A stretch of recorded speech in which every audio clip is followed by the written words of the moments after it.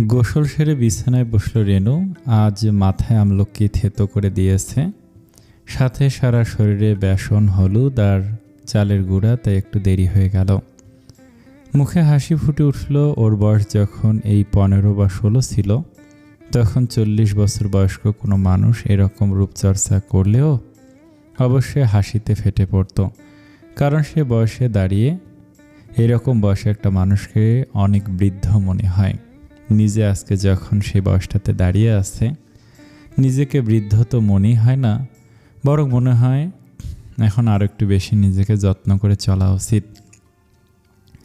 রাস্তায় বা কোথাও নিজের বয়সের বান্ধবীগুলোকে যখন দেখে, তাদের সমস্ত অভিব্যক্তিতে খুবই একটা বয়স্ক মুরব্বী ভাব। ওর খুব রাগ হয়। ওর অবশ্য ইনিয়ে বিনিয়ে বলে, বাচ্চা নেই বলে এখনও দেহ ভাঙেনি রেনুর। আর জাভেদ তো বলে চিরসবুজ। রান্নায় আজ সাদামাটা আয়োজন। ডাল করেছে চালতা দিয়ে। এ বাসায় ফ্রিজে সারা বছর চালতা, আমলক্ষী, জলপাই থাকে, ফ্রোজেন করে সংরক্ষণ করে রেনু। কালো জিরা আর আলু ভর্তা, দেশি মুরগি, ব্যাস, সাথে বেশি করে সালাদ। বিছানায় বসে খেয়াল করলো জবেদা ছাদে উঠে একদম কোনায় দাঁড়িয়ে চুল ঝাড়ছে। নজর রাস্তার ওপাশে একটা চায়ের দোকান, সেখানেই জবেদা মেয়েটা দেখতে যেমন হোক, সারা দেহে একটা আলগা চটক আছে। ওনা ভালো মতো নেয় না। রেনুর মন চায় এক থাপ্পড় মেরে দাঁত ফেলে দেয়। আর মনে ভাবলো পেঁয়াজ কাটা এত দ্রুত শেষ। জবেদার বয়সে এ বাসায় এসেছিল রেনু, কাজের লোক না, মেয়ে হিসেবে। রেনু কখনো ভাবেনি হঠাৎ করে ওর জীবনটা এভাবে ঘুরে যাবে। কি ছিল রেনু? জন্ম দিতে গিয়ে মা মারা যায় অতিরিক্ত রক্তপাতের কারণে। ওর মায়ের আগে থেকে রক্তশূন্যতা ছিল নাকি ছিল না, রেনু সঠিক জানে না, আন্দাজ করেছে আর কি। তবে মা হারে রেনু ওর দাদা দাদি এবং বাবার জন্য গিয়েছিল অনেকটা সোনা ডিম পাড়া হাঁসের মতো। মাকে বিয়ে করার জন্য রেনুর বাবা মোটা অঙ্কের টাকা পেয়েছিল। এই ভদ্রলোক অবশ্য জন্মদাতা বাবা নয়, মায়ের বিবাহের সূত্রে বাবা। অবশ্য সে বিয়েটাও কি বৈধ ছিল? বাচ্চা পেটে নিয়ে ওর মাকে বিয়ে করতে হয়েছিল, সে লক্ষ্যে ওর বায়োলজিক্যাল বাবার মান সম্মান বাঁচাতে। যাই হোক, পদে পদে রেনুকে শুনতে হতো চরিত্রহীন মায়ের সন্তান, আরও কত কথা। একদিন হঠাৎ কারো মৃত্যু সংবাদে এই বাসার সবার কি যেন কি হয়। তারপর দুম করেই তারা রেনুর বিয়ে ঠিক করে ফেলে এক বৃদ্ধ লোকের সাথে। আসলে রেনুর দাদি মারা গিয়েছিল। উনি ছেলের কলঙ্ক অর্থ ঢেকে দিয়ে রাখতেন। বিয়ের ঠিক আগের দিন একটা বড় গাড়িতে করে পুরাই সিনেমার নায়িকাদের মতো দেখতে এক ভদ্রমহিলা পুলিশ নিয়ে ওর কথিত দাদাবাড়ি হামলা করে। রেনুকে উদ্ধার করে দত্তক নিয়ে নেয়।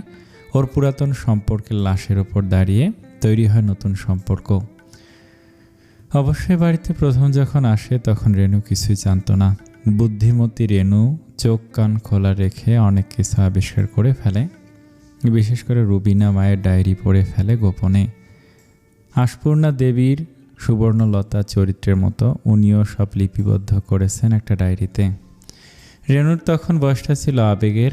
এ ডায়েরি পড়ে অনেক কান্নাকাটি করেছে, নিজের মায়ের পরিণতি জানতে পেরেছে, সাথে জানতে পেরেছে রাজপ্রাসাদের মতোই বাড়ির গোপন কথা। সেদিন থেকে ওর সীমাহীন রাগ নিজের বাবার প্রতি। আবার জবেদার দিকে তাকায়। এ বয়সে এই বাড়িতে এসেছিল এবং তার ঠিক 1 বছর পরে দেখেছিল সেই মুখ। আস্তে করে উঠে দাঁড়ালো রেনু, ধীরে আলমারি খুলল, একটা ছোট ডায়েরি, ভেতর থেকে একটা ছবি বের করলো। রাফিন একজনের গলা ধরে হাসছে। সে হাসিটা সেই মানুষটাও হাসছে, তবে মুচকি। হৃদয় এখনো কাঁপ ধরে যায় এই মুখটা দেখলে। ভালোবাসার ভিন্ন ভিন্ন রূপ নিয়ে কত আলোচনা, চারিদিকে কত বিশেষণ। রেনুর ভালোবাসা পড়েছিল প্রতিশোধ আর প্রত্যাখ্যানের আগুনে। আজ আফসোস হয়, অনুশোচনা হয় বই কি, হয়তো সেই অন্যায়ের জন্য ভালোবাসাটার নিজের স্থান একচুলও ছাড়েনি, বিরাজমান সমহিমায়। ভেজা চুল আশ্রয় রেনু। তবে প্রেম ভালোবাসা নিয়ে সাহিত্য আছে, বিভিন্ন কথা আছে, তার বেশিরভাগই কপট মনে হয় ওর কাছে। কারণ ওর হৃদয় একটা, সেখানে জাভেদ তো আছে, ভালো মতে আছে। রেনু সেই ভালোবাসা অস্বীকার করতে পারে না। ঘড়ির দিকে তাকায়, এখনও দুপুরের খানা খেতে আসলো না তো জাভেদ। মা আর রাফিনের তো এত দেরি কেন? রাফিন ঘরে ঢুকেই দেখল রাখি জানালার পাশে বসে আছে, চুলগুলো খোলা, শাড়ি পাল্টানো, সম্ভবত গোসল করে নিয়েছে।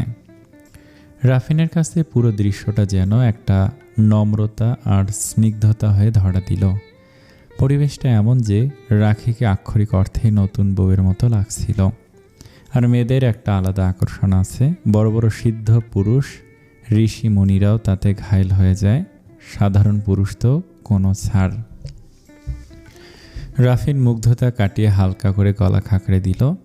রাখি ফিরে তাকালো, কিন্তু মুখে কোনো হাসি নেই, বরং খুব গম্ভীর।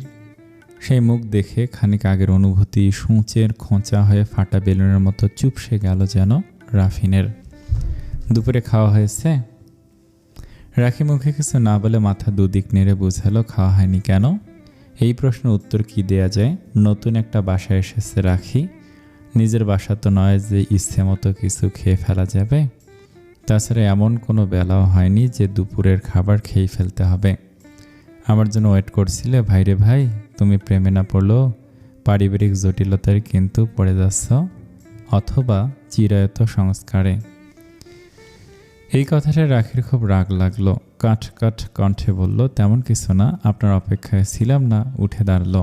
ডাক্তার কি বলল?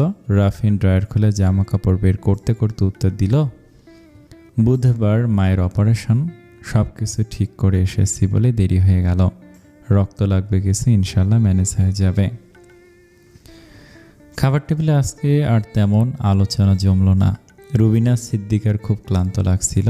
এদিকে রেনু বারবার ঘড়ির দিকে তাকাচ্ছে, জাভেদ কেন আসছে না? ফোন করলেই তো হয় ভাইয়াকে। রেনু ফট করে তাকালো। এই ছেলেটার সব দিকে খেয়াল থাকে, একদম একটা মিসকা ফাজিল।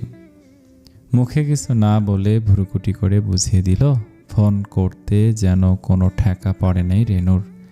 রাখি নিঃশব্দে খাচ্ছে। রেনু আপার রান্নার প্রশংসা করতেই হয়।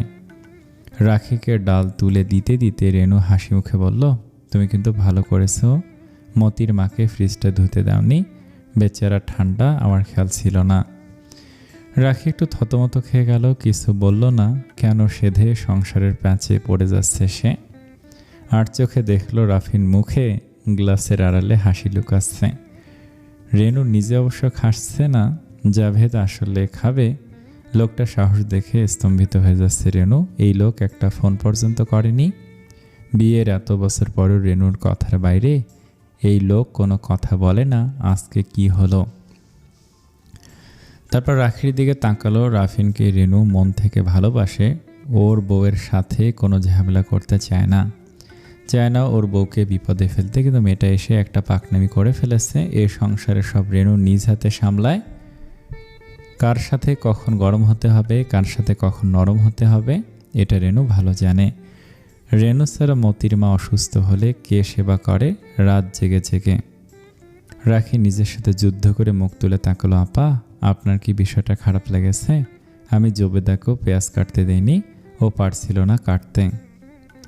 রেনু কিছু বলার আগে রুবিনা সিদ্দিকা বলে উঠলেন, রাখি খাবার শেষ করে একটু আমার ঘরে আসো তো মা। আর এগুলো খুব নর্মাল বিষয়, এসব নিয়ে তোমাদের এত কথা বলার কিছু নেই। মুহূর্তে ডাইনিং রুমে একটা নীরবতা নেমে এলো। রুবিনা না তাকেই বুঝতে পারছেন রেনুর নাক লাল হয়ে গিয়েছে, কিন্তু রেনুর তো কিছু বোঝা উচিত। তাছাড়া রাখির সাথে ওনার কিছু কথা আছে।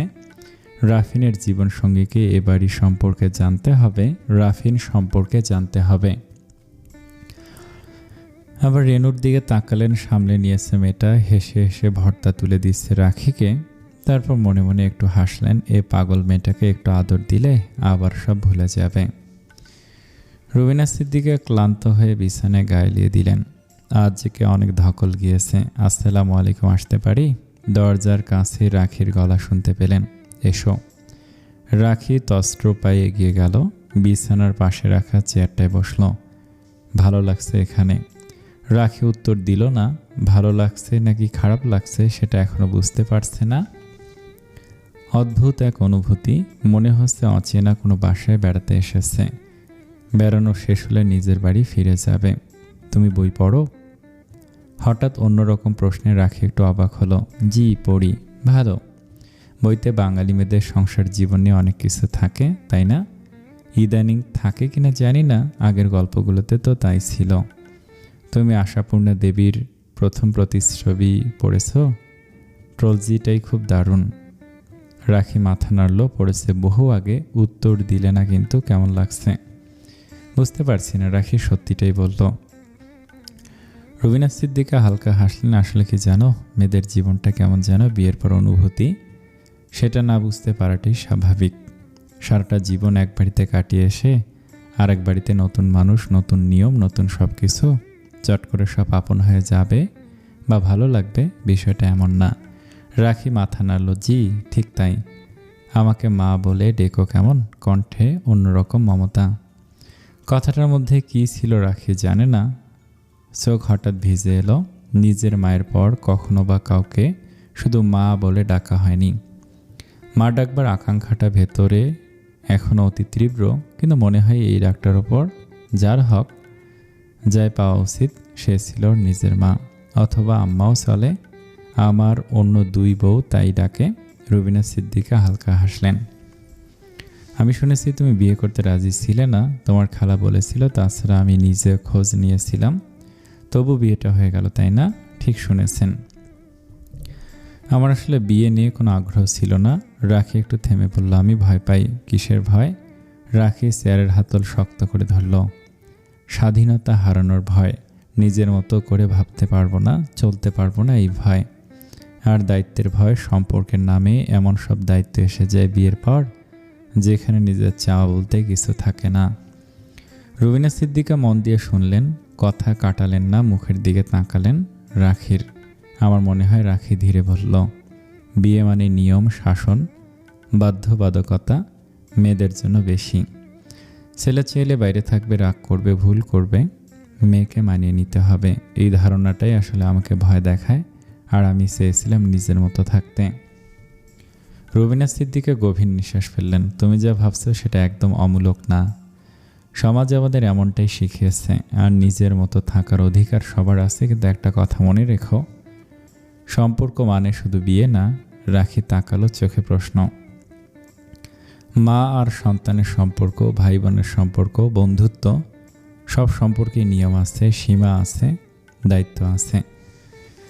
স্বাধীনতা মানে নিয়ম না থাকা না। স্বাধীনতা মানে সম্মানের সাথে নিজের জায়গায় থাকা।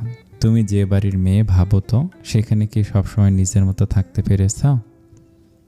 রাখি চুপ করে শুনছে। কথাগুলো সত্যি। বিয়ে যদি জেলখানা হতো, তাহলে এত মানুষ বিয়ে করে সুখী হতো না, দাম্পত্য সম্পর্ক টিকে থাকতো না। রুবিনা সিদ্দিকা শান্ত গলায় বললেন, সমস্যা কখন হয় জানো? সমস্যা হয় যখনই সুন্দর সম্পর্ককে ক্ষমতা দেখানোর জায়গায় বানানো হয়, অথচ এই সম্পর্ক আর কথা আশ্রয়ের, ভালোবাসার আর ভরসার। কিন্তু যদি এসব না হয়, রাখি প্রশ্ন করল, কিন্তু যদি এসব তো আগাম কথা। বিয়ের সম্পর্ক সবার জন্য সমান না। আর বিয়ে এমন একটা সম্পর্ক যেটাতে তুমি আগাম বলতে পারবে না কার জন্য বিয়েটা কেমন হবে। তিনি একটু থেমে যোগ করলেন, তবে রাখি, তুমি এখানে বন্দী হয়ে আসনি। তোমার স্বাধীনতা, নিজের জায়গা, তোমার ভাবনা, এগুলোর দাম আছে অন্তত আমার কাছে। রাখি চুপ করে রইল। কি বলবে? তোমাকে আমি আমার জীবনের গল্প শোনাবো, তখন তোমার মনে হবে বিয়ে একটা জলজান্ত দুঃস্বপ্ন। কিন্তু দেখো, সবার জন্য কি তাই? তোমাকে আমি শোনাতে চাই, কারণ আমার ছেলের মনের গহীনে একটা আধার আছে। সে আধারকে আলোতে পরিণত করতে পারবে একমাত্র তার স্ত্রী, তুমি। আচ্ছা, অনেক কথা বললাম, তুমি এখন বিশ্রাম নিতে পারো। রাখি উঠে দাঁড়ালো। যেতে যেতে একবার ফিরে তাকালো। দেখতে পেল রুবিনা সিদ্দিকা চোখ বন্ধ করে অশ্রু গড়িয়ে পড়ছে। ঠিক সেই মুহূর্তে রাখির বুকের ভেতর থেকে মা সম্বোধনটা যেন ছিটকে বের হয়ে আসলো। জাভেদ অপরাধীর মতো রেনুর সম্মুখে বসে আছে। রেনু কিছুই বলছে না। এই নীরবতাই তো অসহ্য লাগছে। আর এই নারী এটা দিয়েই ঘায়াল করে জাভেদকে। নির্লিপ্ত থাকে। জাভেদ ফোঁস করে একটা নিঃশ্বাস ফেলল। কিছুই বলবে না? কেন বলবো? কারণ তুমি চিন্তা করছিলে আর আমি ফোন দেইনি। অপরাধের একটা ছায়া পড়ে জাভেদের মুখে। ভাত খাবে চলো। রেনু উঠে দাঁড়ায়। তুমি দুপুরে খেয়েছ? সেটা খুব গুরুত্বপূর্ণ কোনো বিষয় না, চলো। আরে শোনো না, ফোনটা না হারিয়ে ফেলেছি। তারপর সিম তুললাম। তারপর খাবারের পর জাভেদ চুপচাপ বিছানায় শুয়ে আছে। চাঁদের আলো মুখে তির্যকভাবে পড়ছে। আজ একটা তবলিগের দল এসেছিল বড় মসজিদে। জাভেদ সেখানে গিয়েছিল। মোবাইল হারিয়েছে কথাটা সত্য, কিন্তু রেনুকে বলা যাবে না কোথায় গিয়েছিল, তাহলে বুঝে যাবে, নির্ঘাত বুঝে ফেলবে। রেনু অসম্ভব রূপবতী, সাথে বুদ্ধিমতী, দুইটা মিলেমিশে সে এত আকর্ষণীয় আর রহস্যময়। নিচে কেউ চাপকল চাপছে, আওয়াজটা জাভেদকে দূর অতীতে নিয়ে যেতে লাগলো। জাভেদ নিজের মামার সাথে অল্প বয়সে ঢাকা এসেছিল। বাবা মা নেই, জাভেদ ছোট থাকাতেই মারা গেছে। জায়গা জমি নিয়ে কাদের সাথে যেন বিরোধ ছিল, তারাই এক রাতে ঘরে আগুন দেয়। সে রাতে জাভেদ ছিল ওর নানুর বাসায়। তারপর নানুর বাড়িতে জাভেদেরই ঠাঁই হয়। বয়স যখন 15 তখন মামার সাথে চলে আসে ঢাকায়। লেখাপড়ার পাশাপাশি বিভিন্ন দোকানে কাজ শুরু করে। অল্প বয়সে বিভিন্ন কাজে দক্ষ হয়ে যায়। পড়াশোনাটা ছাড়েনি অবশ্য, একটা সরকারি কলেজে অনার্সে ভর্তি হয়ে যায়। পাশাপাশি কাজও চালিয়ে যেতে থাকে। সে সময় হঠাৎ করে মামা মারা যাওয়াতে ঢাকা শহরের মতো জায়গায় একদম একা হয়ে যায়। শেষ কাজটা নিয়েছিল হক পরিবারের পারিবারিক ব্যবসার মোটর পার্টসের দোকানে। হিসাব ভালো করতে পারত, তাছাড়া যে কারোর সাথে কথাবার্তা বলার বাকপটুতার জন্য সহজেই নজরে এসে যায় কর্তাদের।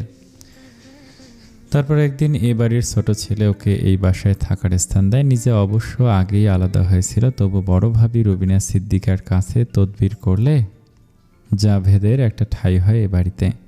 রুবিনা সিদ্দিকা অসম্ভব মায়া করতেন জাভেদকে, পড়াশোনা করতে বলতেন। নিচে অনেকগুলো রুমের একটাতে ওর স্থান হয়। পাশের রুমে ছিল সৌম্য চেহারা সুন্দর এক অল্প বয়সী হুজুর, নাম তার তাকবীর। দুজনের গায়ের রং আর চেহারার বৈপরীত্য থাকলেও সক্ষতা হতে বেগ পেতে হয়নি।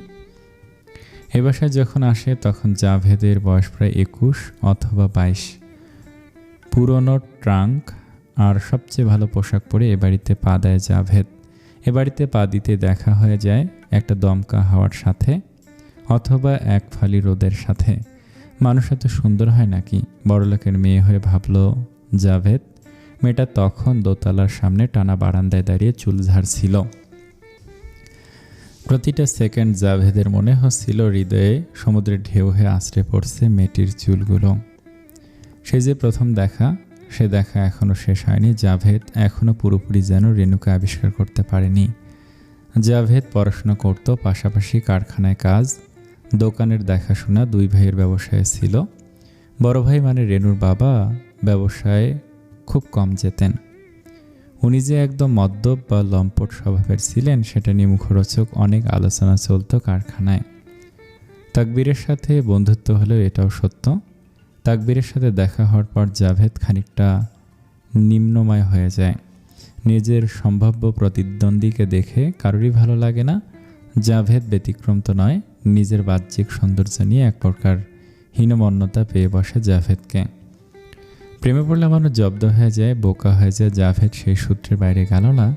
আর এইরকম বয়সে বা আর হয় কি, তাই হলো হৃদয়ের তবলা বাজা, রাতের ঘুম হারাম হওয়া, সব হলো। তবে জাভেদের বিয়ে অবধি ভাবার সাহস তো ছিল না, কিন্তু তবু রেনুকে এক নজর দেখা, রেনুর মুখ দেখে নিজের হৃদয়ে ভালোবাসা আবিষ্কার করা আর ওর আগে পিছে ঘুরোঘুরি করা, ব্যাস এতটুকুই জানা ছিল। সমস্ত বিশ্বকে হাতের মুঠোয় পাওয়ার মতো ব্যাপার। তাকবীর এবাড়ির ছোট ছেলে, রাফিনকে আরবি পড়াতো। এই বিষয়টা জাভেদের খুব পছন্দ হয়েছিল। শুধু কোরআন নয়, যাবতীয় বিষয় অল্প স্বল্প শিক্ষা দেওয়ার জন্য, বুঝিয়ে বলার জন্য এই হুজুরকে রেখেছিলেন রাফিনের আম্মা। স্থানীয় একটি মসজিদে ইমামতি এবং মুয়াজ্জিনের দায়িত্ব পালন করার পাশাপাশি তাকবীর রাতের সময়টাতে রাফিনকে পড়াতো। আর রাফিন খুব বাধ্য ছিল তাকবীরের। জাভেদের অবশ্য তাকবীরের পড়ানো খুব ভালো লাগতো। নিশতি রাত্রে পবিত্র কোরআনের তেলাওয়াত, বিভিন্ন ইসলামের বিষয় নিয়ে আলোচনা, কি যে অপার্থিব মনে হতো। তাই আরবি পড়ার সময় নিজেও বসে বসে শুনত। সূরা ইউনূস পড়ে তাকবীর একদিন এত চমৎকার বর্ণনা করেছিল যে জাভেদ মুগ্ধ হয়ে গিয়েছিল। বিশেষ করে গল্পে গল্পে নারী বিষয়ে জ্ঞান দিচ্ছিল। রাফিন চলে গেলে জাভেদ জিজ্ঞেস করেছিল বিষয়গুলো ওর জন্য জটিল না। হ্যাঁ, তাই গল্পে গল্পে অল্প বুঝালাম, বড় হলে আরও বিস্তারিত বলবো। জাভেদ ভাই, বিষয়গুলো প্রতিটা ছেলের জানা প্রয়োজন। এই শহরে তো জুলেখার অভাব নেই, সেসব বলে কি লাভ? আমাদের তো আমাদের নবী ইউসুফ আলাইসাল্লামের মতো চরিত্র গঠন করতে হবে। রাতে ওর কথার ফাঁদে পড়ে তওবা করলেও দিনে রেনুকে দেখলেই বিধিবাম সব ভুলে যেত জাভেদ। নিজেকে স্মার্ট দেখাবার কত চিন্তা, চুলে জেলও দিত জাভেদ। জাভেদের ঘর থেকে চাপকল দেখা যেত। রেনু তার লম্বা বিনুনি দুলিয়ে চাপকলে আসতো। রাতে কেন তো পানি নিত কে জানে। তবে কিছুদিন পরে জাভেদ বুঝতে পারে নজর আসলে তাকবীরের দিকে, আর তাকবীর কখনই তাকাতো না নারীদের দিকে। এভাবে দিন কেটে যেতে লাগলো। গতরাতে রাখি আগে ঘুমিয়ে গিয়েছিল, তাই তেমন অস্বস্তি বা অন্য কিছু লাগেনি, কিন্তু আজকে বিছানার দিকে তাকাতেই ওর কেমন লাগছিল। কিন্তু এত ভেবে লাভ নেই। বিছানা ঝাড়তে শুরু করে দিল। বিছানা ঝেড়ে বালিশ ঠিক করে চুলে বেনি করতে লাগলো। তখনই রুমে প্রবেশ করলো রাফিন। রাখির দিকে আয়নায় ভেতর দিয়ে তাকালো। কাল যাচ্ছ? ভালো। মায়ের অপারেশন, তুমি চাইলে বেশি দিন থেকে আসতে পারো। আসার কি প্রয়োজন? ফিরে তাকায় রাখি। রাফিন অল্প থমকালো, তারপর ভুরু কুঁচকে নিল। তোমার বোনের বিয়ে এখনো হয়নি? তোমার মনে হয় আসার প্রয়োজনটা আছে? রাখি শান্ত ভঙ্গিতে চিরুনি জায়গা মতো রাখলো, চুলগুলো নিয়ে ওয়েস্ট বিনে ফেলে দিল। তারপর রাফিনের মুখোমুখি দাঁড়ালো। যাক, আপনার তাহলে মনে আছে বিয়েটা আমি কেন করেছিলাম? আরে মনে থাকবে না কেন? আর তুমি আমাকে এরকম আপনি করছো কেন? এত সম্মান আমি নিতে পারছি না। স্বভাব মতো হাসে রাফিন। রাখি নাক কুঁচকে নিল, কথা গুছিয়ে মুখ খুলল। আপনি? সরি, তুমি সহ না গেলে আমার খালা একটা হাঙ্গামা করবেন, আর যা উচিত নয় কি? আমার বাবা কত আশা করে। রাফিন হঠাৎ রাখির হাত দুটো ধরল। পুরুষ মানুষের স্পর্শ নতুন না, তবে সম্পর্কটা নতুন। আগে বাবা, মামা, ভাই এরকম সম্পর্কের মানুষ হাত ধরেছে, কিন্তু এই স্পর্শ মুহূর্তে জমিয়ে দিল যেন রাখিকে। ওর শরীর তীব্রভাবে প্রতিক্রিয়া জানালো, ফলস্বরূপ রাখি হালকা কেঁপে উঠল। রাফিনের সেসব খেয়াল নেই। রাখির দুই হাত ধরে শান্তভাবে বলল, রুফাইজা শোনো, কি উচিত কি অনুচিত, কে কি ভাববে, এসব ভাবলে তুমি কিন্তু সেই বিয়ের চক্রে আটকে যাবে। আমি তোমাকে এটাতে আটকে দিতে চাই না। বিয়ে নামক এই পরীক্ষায় আমরা দুজন পার্টনার। আমাদের জীবন দর্শন, চিন্তা ভাবনা একরকম, তাই না? তাই তো এই চুক্তির বিয়ে। রাখি তাকে রইল, তারপর বলল, কিন্তু তাতে যদি আমার বোনের বিয়েটাই না হলো? রাফিন এখনো হাত ছাড়েনি। তোমার বাসার মানুষ খুব অদ্ভুত, তাই না? রাখি প্রত্যুত্তর করল না। জোরে নিঃশ্বাস ফেলল। এতটা অভদ্র রাখি নয় যে পাল্টা রাফিনের পরিবারের অদ্ভুত দিক বা খুদ দেখিয়ে দেবে। হাত ছেড়ে বিছানায় বসলো, তারপর শুয়ে পড়ল। আজ সালোয়ার কামিজ পরেছে। রাফিন ট্রাউজার নিয়ে ওয়াশরুমে যেতে যেতে বলল, তবু আমি কিন্তু বিয়ের প্যাঁচে পড়ে গেছি শেষ অবধি। আগে লুঙ্গি পরে ঘুমাতাম, এখন ট্রাউজার পরা লাগছে। রাখি না চাইতো চোখ খুলে ফেলল। তারপর ওয়াশরুমে দরজা বন্ধ দিকে তাকিয়ে বোঝার চেষ্টা করে লুঙ্গি পরতে বারণ করল কে? রাফিনকে। বিছানায় শুয়ে রেনু জানালা দিয়ে আকাশের দিকে তাকিয়ে আছে। জাভেদের মোবাইলটা সত্যি সত্যি হারিয়ে গেছে, কিন্তু জাভেদ যা বলছে তা পুরোটা সত্য নয়। একটা বিষয় নিয়ে জাভেদ কখনো সত্য কথা বলে না, আর রেনু জানে সেই বিষয়টা কি। স্বামী স্ত্রীর মধ্যে কোনো আড়াল থাকা উচিত নয়, তবুও থেকে যায় আসলে প্রতিটি মানুষের হৃদয়ের গভীরে কিছু বিষয় থাকে যা ভাগ কাউকে দেয়া যায় না, কাউকে না। যেগুলো ভুলে থাকতে হয়, ভুলে থাকার অভিনয় করতে হয়। রেনু অভিনয় করে ভুলেও থাকে। কথাটা একদম মিথ্যে নয়, তবু মনে প্রশ্ন জাগে প্রায়, কেন জাভেদ 22 বছর ধরে সেই লোকটাকে খুঁজে বেড়াচ্ছে।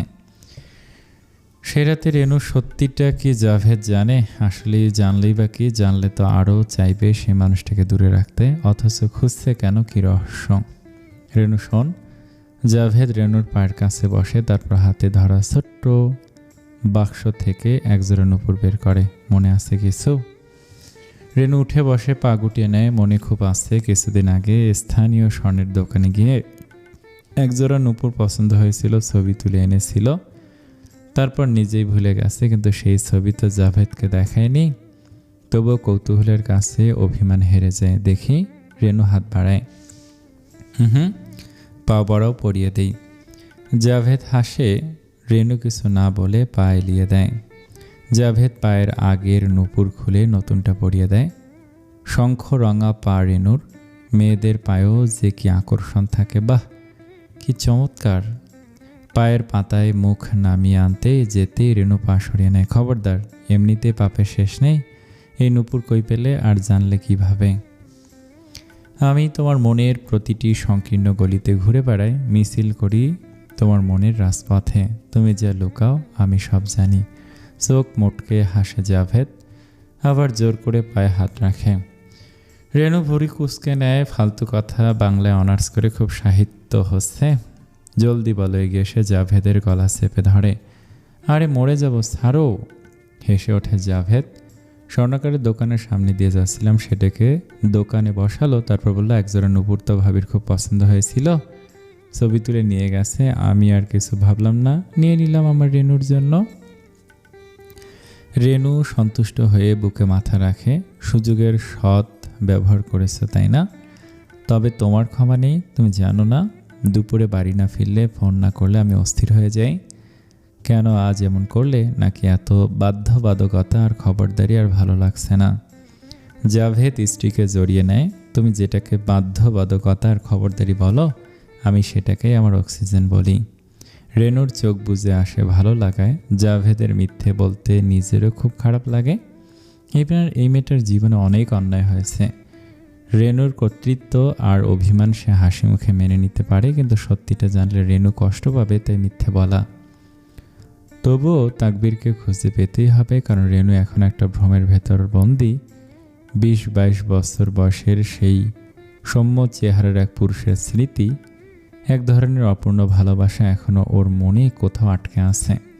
এই আটকে থাকা ভালোবাসাটাই রেনুর নিজের কাছেও অপরাধের মতো লাগে। মনে হয় সে জাভেদকে প্রতারণা করছে, কিন্তু জাভেদ তা প্রতারণা বলে মানতে চায় না। সে জানে এটা মনের এক ধরনের লুকোচুরি খেলা, যেখানে সত্য লুকিয়ে থাকে মিথ্যের আড়ালে, আর রেনু নিজের সাথে লড়াই করছে।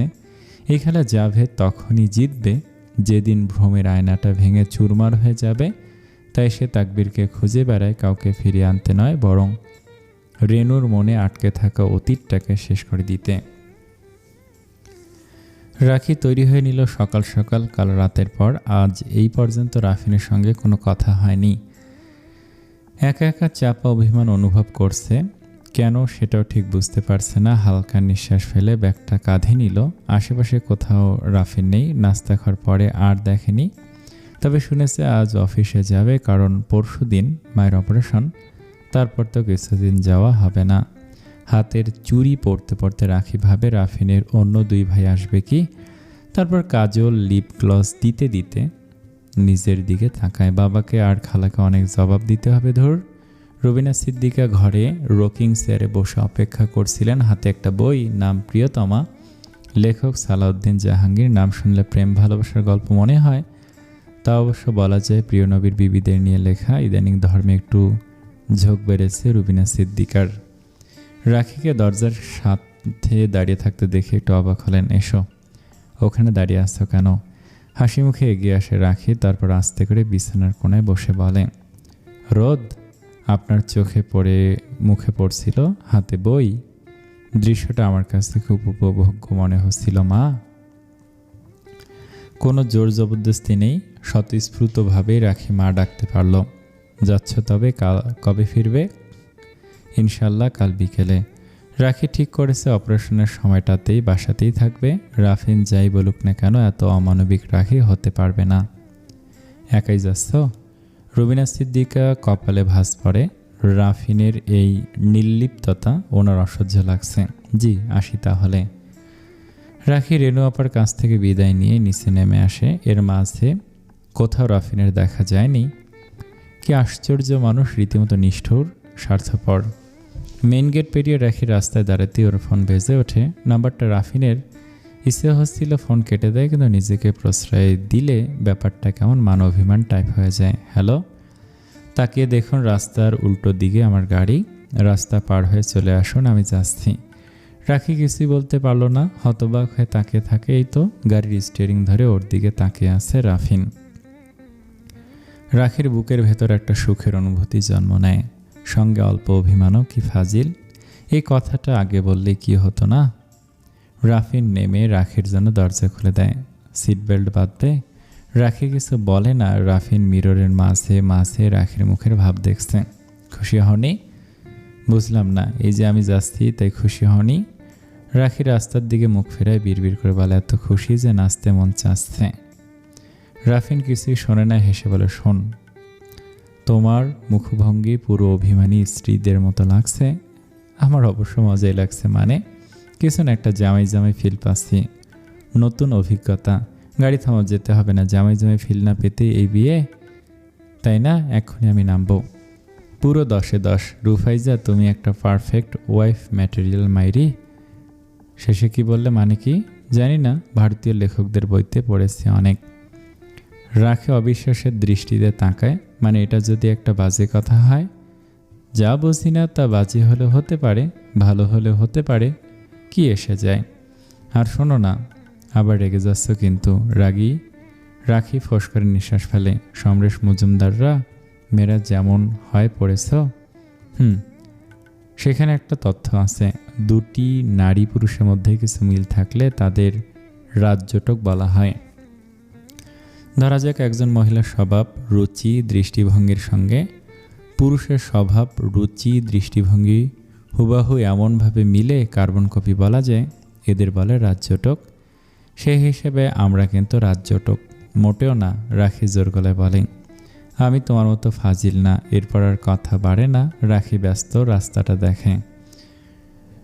রাফিন একটা মিষ্টির দোকানে গাড়ি থামায়। রাখি বুঝে যায় মিষ্টি নিচ্ছে, কিছু বলে না। রাফিন মিষ্টি, ফল আরও কী সব কিনে ব্যাক সিটে রাখে। তারপর আবার গাড়ি থামায় একটা ফুলের দোকানের সামনে। রাখির এখন একটু হাসি পায়। কেমন শ্বশুরবাড়ির মানুষ বুঝি ফুল নিয়ে যায়। কিছু বলে না, যা ইচ্ছে করুক। রাফিন ফিরে আসে একগুচ্ছ কাঁচা গোলাপ নিয়ে। গাড়িতে বসে ধীরে ধীরে রাখির দিকে বাড়িয়ে দেয়। নাও, তোমার জন্য। ফুলগুলো হাতে নিয়ে বলো তো, আমি কি শুধুই ফাজিল, বিরক্তিকর নারী বিদ্বেষী, নাকি অল্প হলেও ভালো মানুষ? রাখি আর গাম্ভীর্য ধরে রাখতে পারে না, হেসে ফেলে। রাফিন তাকিয়ে লক্ষ্য করে রাখির মুখের সাথে চোখও হাসছে। সেদিক তাকে বুকের ভেতর অদ্ভুত একটা কাঁপুনি ওঠে রাফিনের। রাখি ফুলগুলো নেয়। আঙ্গুলে কাঁচা গোলাপের ঠান্ডা ছোঁয়া লাগে। খুব ভালো মানুষ না, আস্তে করে বলে, কিন্তু খুব খারাপও না। ঠোঁট টিপে হাসে। সে হাসি রাফিনের মুখেও ছড়িয়ে পড়ে। রাফিন একটা গান ছেড়ে দেয়। কত কথা বলা হলো না প্রিয়, কত সূর্যমুখীর মন ভার, আমার শহর জুড়ে কুয়াশা ঘুম, নীরবে জমা ব্যথার পাহাড়। ভুলে যাওয়া গানের কলির মতো সময় ফিরে ফিরে আসে শিশির ভেজা ঘাসে। ছায়াপথ হেঁটে রোজ একা বাড়ি ফিরি, জোনাকিরা আমায় ভালোবাসে। রাখি গাড়িতে বসেই বাসায় জানিয়েছিল রাফিন ওকে নামিয়ে দিতে আসছে। হয়তো দুপুরে থাকবে না, রাতে আজ খালার বাসায় যাবে। যেতেই হবে, রাফিন সহ বা একাই। রাফিন ড্রয়িং রুমে বসে আছে বাবার সঙ্গে। রাখির বাবার মুখটা খুশিতে ঝলমল করছে। রাফিনকে বেশ বাবা বাবা করে গল্প করছে। রাফিন অবশ্য আঙ্কেল বলেই কথা বলছে। রাখি রান্নাঘরে নতুন মায়ের সঙ্গে গল্প করছে, পাশে রুকিয়া। আর একটু আগে বলবে না? নতুন মা দ্রুত হাতে পরোটা বানাতে বানাতে রাখিকে বলল। রাখি দীর্ঘশ্বাস ফেলে তাকালো। অল্প সময়ের মধ্যেই চলে এসেছে এলাকার বিখ্যাত নিহারি আর মুরগির স্যুপ। নতুন মা নিজ হাতে পরোটা বানিয়ে ফেলেছেন। এর মধ্যেই প্রেসার কুকারে চাপিয়ে দিয়েছেন খিচুড়ি। রুকিয়া পাশে দাঁড়িয়ে মাকে সাহায্য করছে। ওর মুখটাও খুশিতে ঝলমল করছে। ও তো নাস্তা খেয়ে এসেছে, আর এসব খাবেও না শুধু শুধু। তুমি চুপ থাকো।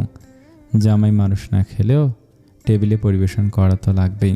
সেটাই তো। রুকিয়া হেসে ওঠে। রাখি হতাশ হয়ে যায়। কী বাজে নিয়ম, তোমরা এখনও বয়ে চলেছ, এজন্যে আমার বিয়ে শাদী পছন্দ না।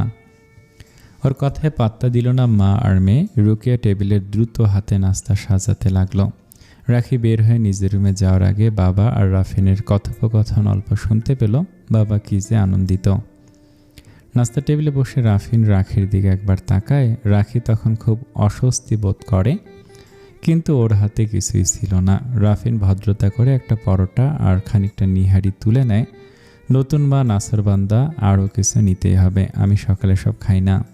রুফাইজাকে জিজ্ঞেস করুন, আমি ডিম সিদ্ধ, ছোলা, খেজুর, বাদাম, এক টুকরো লাল রুটি, ব্যাস এই খাই সকালে।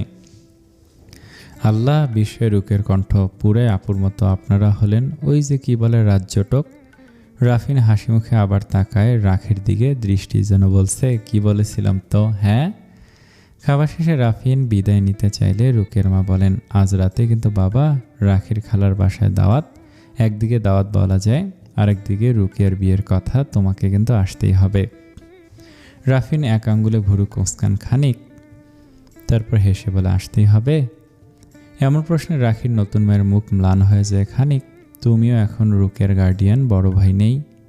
রাফিন ছোট নিঃশ্বাস ফেলে বলে, আসবো ইনশাল্লাহ। কথা শেষ করে রাখির দিকে তাকায়। রাখির মুখটা তখন হাজার ওয়েটের বাতির মতো জ্বলছিল। নিজের কথা রাখলো। সন্ধ্যা নাগাদ রাফিন রাখির বাসায় এসে পৌঁছালো। রাখি অবশ্য একবারও ফোনও করেনি। নতুন মা বারবার তাগাদা দিচ্ছিল, তবু করেনি। রাখিকে শাড়ি পরতে হয়েছে নতুন মায়ের ঘ্যান ঘ্যান শুনে। সন্ধ্যার দিকে রাফিন আবার এলো। বাইরে থেকে ফিরে সোজা রাখির রুমের সামনে দাঁড়ালো। দরজা খোলা, ভেতরে ঢোকার আগে এক মুহূর্ত থামল। পেছন থেকে নীলুফার বেগম বললেন, বাবা ফ্রেশ হয়ে এসো।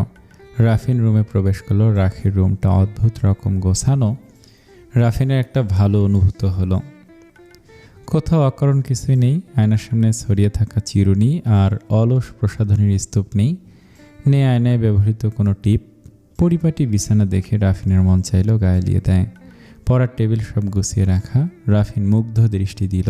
বাহ, বইগুলো বিষয় অনুযায়ী সাজানো। গল্পের বই বেশিরভাগ সমরেশ মজুমদারের। আনমনে হাসে রাফিন। নারীবাদী লেখক। এবার রাখিকেও খেপানো যাবে। ওয়াশরুমে গিয়ে রাফিন একটা প্রশান্তি অনুভব করলো। এই ওয়াশরুম নিয়ে দারুণ খুঁতখুঁতে রাফিন। কত বাসায় গিয়ে কত বিপদে যে পড়েছে। সুন্দর সুবাস আর সব পরিষ্কার।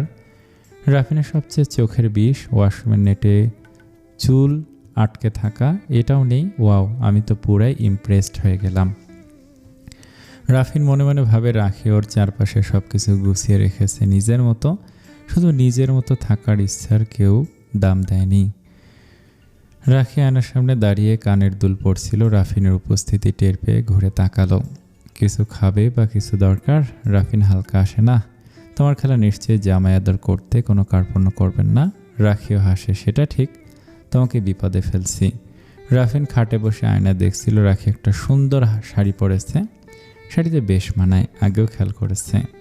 রাফিনকে আয়নায় এভাবে তাকিয়ে থাকতে দেখে রাখি কাজল দিতে দিতে থেমে যায়। ভুরু উঁচু করে, কি? কিছু না, দেখছি তোমার ঘর। রাখি ভুরু কুঁচকে বলে, ঘর দেখার কি আছে? রাফিন ধীরে উত্তর দেয়, আছে, খুব আছে। ঘর মানুষের প্রতিচ্ছবি কখনো কখনো। কথাটা বলে রাফিন আর কিছু বলে না, কিন্তু রাখি উপলব্ধি করে এই প্রথম কেউ যেন ওর ভেতরের আমিটাকে দেখে ফেলেছে। আর একদম সত্যি, এই ঘরটা নিছক ঘর তো নয়, এক টুকরো রাখির প্রতিচ্ছবি, নিজস্ব জায়গা। আকাশ জোড়া ঘন মেঘের আনাগোনা। ছাদের কাপড় তুলতে গিয়েছে জবেদা, আসার নাম করছে না। রেনুর রীতিমতো বিরক্ত লাগছে। ছাদের চিপায় দাঁড়িয়ে প্রেম করছে নিশ্চিত, ছুটাতে হবে ওর প্রেম। মা হাসপাতাল ভর্তি হবেন কাল রাতে, এরপর অপারেশন হয়তো পরদিন। দুপুরের খাওয়া দাওয়ার পরে মা একটু বিছানায় গায়ে লিয়ে দিয়েছেন। দুপুরের এই নির্জনতায় মা খুঁজে নেন একান্ত নিজস্ব সময়। এই সময়টাতে রেনুরও নিজের মতো থাকে। কোমরে গুজে রাখা এক গোছা চাবি বের করলো। নিচতলার একটা রুমের দরজা সেই চাবি দিয়ে খুলে ফেলল রেনু। ঘরের ভেতরে বদ্ধ বাতাসটা বুকে টেনে নিল। এই ঘরে এখন সেই মানুষটার কিছুই নেই। রাফিন এটাকে বানিয়েছে পারিবারিক লাইব্রেরি। চতুর্দিকে উঁচু উঁচু দেয়াল জুড়ে বইয়ের আলমারি, তাতে অনেক অনেক বই। তবে সেই ছোট্ট খাটটা আর পড়ার টেবিলটা একপাশে আছে। ভেতরে আছে একটা রোকিং চেয়ার। প্রায় দিন এই সময়টাতে রেনু নিশ্চুপ এই ঘরে আসে। জাভেদ চলে যাওয়ার পরে নয়তো ভদ্রলোক কষ্ট পেতে পারে। রাফিনও মাঝে মধ্যে আসে। আগে তালা দেয়া থাকতো না, কিন্তু কিছু বই হারিয়ে যাওয়ার পরে রাফিন তালার ব্যবস্থা করেছে। রেনু ধীরে ভেতরে প্রবেশ করলো। এই ঘরটা সবসময় পরিপাটি গোছানো থাকে। রেনু নিজেই গুছিয়ে রাখে। ওর বয়স যখন প্রায় 17, তখন এই রুমের বাসিন্দা এ বাড়িতে আসে। হুজুর টাইপের মানুষকে মেয়েরা সাধারণত পছন্দ করে না, কিন্তু এই লোকটি যেন ভিন্ন ছিল। রেনুকে সবসময় ভদ্রলোক এড়িয়ে যেত। হয়তো এই জিনিসটাই ভালো লেগেছিল রেনুর, কারণ ওর যে সৌন্দর্য ছিল তাতে ছেলেরা অনেক বিরক্ত করত। এখানে আসার পর রেনুকে একটা স্কুলে ভর্তি করে দেয়া হয়েছিল। স্কুলে যেতে আসতে কত ছেলে উত্ত্যক্ত করত। মাকে বলার পর মা ওর সঙ্গে একজন লোক যাওয়ার আর আসার ব্যবস্থা করে দিয়েছিলেন। এই লোকটার নাম ছিল তাকবীর। সে মোটের ওপর ফিরেও তাকাতো না। এই জিনিসটাই যেন রেনুর মনে ভালোবাসা উস্কে দিয়েছিল। বুকে শেলের মতো আঘাত করলে বিষয়টা। এখন থেকে উপরে টানা বারান্দা দেখা যেত, আর ছাদের একাংশ ইচ্ছে করে লোকটা বাসায় আসার পর সেসব জায়গায় দাঁড়িয়ে থাকতো। রেনু অ্যাডাম টিজিং যাকে বলে সব করত, কিন্তু লোকটা সব ব্যাপারে এত নির্লিপ্ত থাকতো যে রেনুর কোনো অস্তিত্বই নেই। মা ব্যবসার কাজে বাইরে থাকতেন, বাবা তো থেকেও নেই, তাই পুরো বাড়িতেই ছিল যেন রেনুর রাজত্ব। ভদ্রলোক সারাদিন বাসায় থাকতেন না, ওনার ঘর গুছিয়ে দিয়ে যেত রেনু। কখনো পাশের ফুলদানিতে দুটো ফুল রেখে যেত, অথচ উনি এত নির্বোধ ছিলেন কিছুই বুঝতেন না। শীতের দিনে নিচের বাথরুমে গরম পানি দিয়ে রাখত রেনু। উনি আসামাত্র ওনাকে নাস্তা দেওয়ার নির্দেশ ছিল মায়ের। সেই নাস্তাটা মাঝে মধ্যে রেনু নিজেই বানাতো। তারপরে রাতে যখন রাফিনকে পড়াতো, রেনু আশেপাশে ঘুরঘুর করত, শুধু শুধু চাপ কলে পানি নিতে আসতো। তবে গোদের ওপর বিস্ফোরা হয়ে সে সময় এ বাড়িতে আগমন ঘটে জাভেদের। জাভেদকে দেখে প্রথম দিন খুব হাসি পেয়েছিল, পুরো বাংলা সিনেমার জোকারের মতো লাগছিল। আর রেনু বুঝে ফেলেছিল লোকটা ওকে পছন্দ করে ফেলেছে। একদিন স্পষ্ট মনে আছে, রেনু গম্ভীর স্বরে বলেছিল, আপনি সারাক্ষণ আমার দিকে তাকিয়ে থাকেন কেন? এতটুকু কথাতেই বেচারা ঘেমে নেমে অস্থির। রেনু অবস্থা দেখে মুখ টিপে হাসে, বলে দেব বাসায়। জাভেদ অস্থির কণ্ঠে বলে, আর তাকাবো না। তার মানে তাকাতেন এতদিন? জাভেদ আরও ঘাবড়ে যায়। খিলখিল করে হেসে রেনু সেদিন চলে যায়। কিন্তু জাভেদ আসার পরে যেন একটু সমস্যা হয়ে গিয়েছিল। রেনু তাকবীরের ছোটো খাটো কাজকর্ম করে রাখতো সারাদিন। যেমন তার টুপিগুলো ধুয়ে দেয়া, পাঞ্জাবির কোনো বোতাম ছিঁড়ে গেলে তা লাগিয়ে দেয়া। এই বিষয়গুলো আবার কখনো কখনো জাভেদ দেখে ফেলত। তখন রেনুর খুব রাগ লাগতো, লোকটা কি ওকে খুব সস্তা ভাবছে না? তো জাভেদ অবশ্য খুব বন্ধুত্বপূর্ণ ছিল। একটা দীর্ঘশ্বাস ফেল রেনু। একটা বই হাতে চেয়ার টেনে বসলো। বইটা হাতে নিয়েছে কেন জানে না, মন চলে যাচ্ছে শুধু অতীতে। সেদিনের সেই ঘটনার সময় জাভেদ আর রাফিন কেউই ছিল না, কিন্তু তারপরেও রেনু বুঝতে পারে, উপলব্ধি করে, দুজনেই বিষয়টা জানে। কিভাবে জানে সেটা রেনু জানে না। অবশ্য জানাটা অস্বাভাবিক ছিল না, তখন অনেকে উপস্থিত ছিল। তবে সে জানার কথায় রেনু ভাবছে না, ভাবছে আসল সত্যিটা নিয়ে, যে সত্যিটা রেনু বুকে বয়ে বেড়াচ্ছে অপরাধবোধ হিসাবে।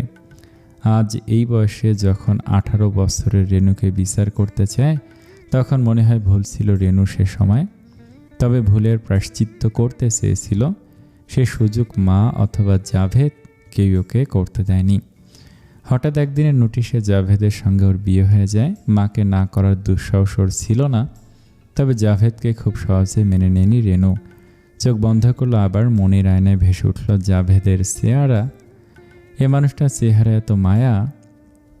হয়তো আল্লাহ এই মায়াতেই রেনুকে বিয়ের পর বেঁধে ফেলেছিলেন। তাই খুব বেশি দিন জাভেদকে উপেক্ষায় থাকতে হয়নি। দরজায় কে আওয়াজ করলো, কে? রেনু সকচিত হয়। আম্মায় ডাহে আপনারে। মতির মায়ের মুখ উকি দেয়। মা আর মেয়ে পাশাপাশি বসে আছে। রুবিনা সিদ্দিকা রেনুর দিকে তাকালেন।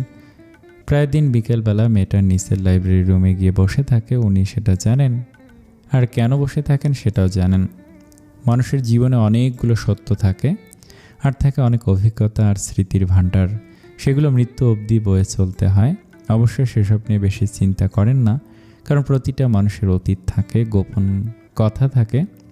হতে পারে সে কথাটা আরেকজনের কাছে গোপন নয়। যতক্ষণ বিষয়টা প্রকাশ না হচ্ছে, ততক্ষণ যার সত্য তার কাছে গোপনই বটে। কিছু বলবেন মা? জানিস, অপারেশন যত ঘনাচ্ছে, কত কি মনে হচ্ছে যদি বেঁচে না ফিরি। রেনু ঝট করে ফিরে তাকায়। আমাকে আপনার লোহা বা ইস্পাত মনে হয় মা? এসব বলার জন্য আমাকেই খুঁজে পান আপনি? জল আর অভিমান মিলেমিশে আছে রেনুর অপূর্ব সুন্দর দুই চোখে। না, তোকে খুব আপন মনে হয়, নিজের অস্তিত্বের অংশ মনে হয়। ভাবছি আমার ডায়েরিটা রাখিকে পড়তে দেব, তোকেও দিয়েছিলাম। রেনু চুপ থাকে। মা দেয়ার বহু আগেই রেনু চুরি করে সেই ডায়েরি পড়ে ফেলেছে, এমনকি কৌশলে রাফিনকেও পড়িয়েছে। কিন্তু মা, কিছু বিষয় জানা কি উচিত? হ্যাঁ উচিত। কারণ সে এই পরিবারের অংশ, আর সম্পর্কে কোনো আড়াল বা আলগা সত্যের প্রলেপ আমি পছন্দ করি না। রাফিনকে বুঝতে পারবে হয়তো, কিন্তু মা আপনাকে ভুল বুঝলে, সেই লোকের কথাটাও আছে ডায়েরিতে। রবিনা সিদ্দিকা কিছু বললেন না। এক ঝটকায় একটা অতীত সামনে এসে দাঁড়ালো, নাসরবান্দা একটা যুবকের মুখ। আমি জানি আপনি বিবাহিত, 3 সন্তানের মা, আমার চেয়ে বয়সে বড়, কিন্তু আপনার এই বিয়েটা তো একটা ইচ্ছে মৃত্যু। ছেড়ে দিন তাকে, আমি আপনাকে স্ত্রী মর্যাদা দিয়ে গ্রহণ করব। মলিন হাসে, তারপর কেউ কাউকে জোর করে সুখ দিতে পারে না, তাই না রেনু? আর এই সত্য, আমার কোনো পাপ বা দায় নেই তো। তার জেদেই তার কাল হলো। রেনু চমকে ওঠে। আপনার তাই মনে হয়? আমার কিন্তু মনে হয় তার কাল হয়েছিল আপনার শাশুড়ি। সেটা কি নিছক অ্যাক্সিডেন্ট ছিল মা? তাক সেসব কথা নিজেকে অপরাধী মনে হয়। আমার কষ্ট একটাই, তোর দাদি আমাকে অনেক ভালোবেসেছেন, কিন্তু বিশ্বাস করেননি, অথবা ছেলের ভালোবাসায় অন্ধ হয়ে গিয়েছিলেন। সন্দেহ এলো, ধূপ দিবি না? রাখির খালাবাড়িতে রাতের খাবারের দাওয়াতটা খুব জাঁকজমক কিছু নয়। ডাইনিং টেবিলে বসেছে মূলত 2 পক্ষেই, শুধু রুকিয়া আর সানা বসেনি। বিয়ের আলাপ হতে পারে ভেবে নীলুফার বেগম ওকে বসতে নিষেধ করেছেন। সানজিদা বেগম এক কোণে বসেই পুরো ঘরটা দখল করে রেখেছেন এমন ভাব। টেবিলে পোলাও, রোস্ট, রেজালার পাশাপাশি আছে ভাত, ভর্তা, ডাল, মুরগির ঝোল, গরুর কালো ভুনা আর 2 পদের মাছ।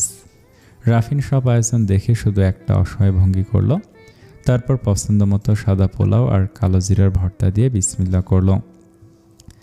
সানজিদা খালা হা হা করে উঠতেই রাখি দায়িত্বশীল স্ত্রীর মতো জানিয়ে দিল, রাফিন নিজের ইচ্ছে মতো খাবে, কোনো বিরক্তি যেন না করা হয়। এদিকে সাদাব মাথা নিচু করে বসে আছে, মায়ের দিকে বারবার তাকাচ্ছে। নিজের বিয়ের আলাপে নিজেই থাকা কি যে অস্বস্তির। তারপর মায়ের দিকে বারবার দৃষ্টি যাচ্ছে, যেন কি করতে হবে বা বলতে হবে সেখান থেকে তার অনুমতি নিতে হবে। রাখির নতুন মা চুপচাপ খাচ্ছেন, চিন্তিত অবশ্যই, কিছুই ঠিক বুঝে উঠতে পারছেন না, শুধু হ্যাঁ সূচক মাথা নাড়ছেন, মাঝে মধ্যে হাসছেন। সানজিদা বেগমের মুখরা স্বভাবের সামনে তিনি পুরোপুরি বোবা নন। তাছাড়া মেয়ের মা, তাই কিছু বলছেন না। আমার ছেলেটা খুব শান্ত, খালা শুরু করেন, কণ্ঠে একটু গর্ব। আজকাল ছেলেদের মতো এদিক সেদিক ঘোরে না, আমি যা বলি তাই শোনে। রাফিন টেবিলের একপাশে বসে আছে, পুরো পরিস্থিতিটা সে খুব মন দিয়ে দেখছে। রাখির খালা যে খুব মুখরা তা বুঝতে পারছে, আর সাদাব যে মায়ের কথায় উঠে বসে সেটাও স্পষ্ট। মাঝে একবার রাখির দিকে তাকায়, রাখি চোখ নামিয়ে নেয়। এসব বিয়ের আলাপ ওর ভালো লাগে না, কিন্তু আজ কিছু করারও নেই। রুকিয়া পড়ালেখা শেষ করবে কিন্তু। রাহাত সাহেব সরাসরি বললেন, অবশ্যই। আর তুমি যেহেতু ফ্ল্যাট, বলতে বলতে থেমে গেলেন, নতুন জামাই সামনে, তাছাড়া সাদাফও আছে, বলা যায় না মানা করে দিতে পারে। আধুনিক যুগের ছেলে নিজের লাভ লস কিছু বোঝে?